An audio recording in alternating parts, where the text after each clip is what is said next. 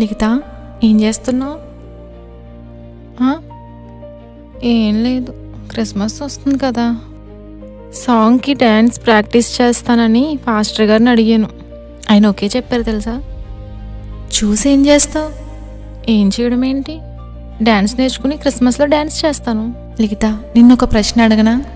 ప్రశ్నే కదా, అడుగు చెప్తా. ఇలా డ్యాన్స్ చెయ్యొచ్చా లేదా అని ఒక్కసారి నా ఆలోచించావా?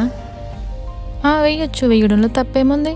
మేము డ్యాన్స్ చేసి ప్రభునామాన్ని మహిమపరుస్తున్నాము. ఎప్పుడైనా వీటి కోసం ప్రార్థన చేసావా? ఇది వాక్యానుసారమా కాదా అని ఒక్కసారి కూడా నీకు ఆలోచన రాలేదా?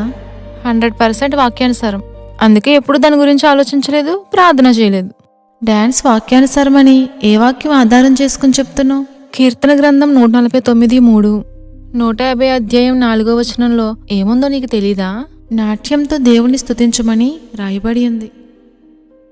దేవుణ్ణి స్తుతించడానికి నాట్యం ఆడుతున్నావా? నిజం చెప్పు.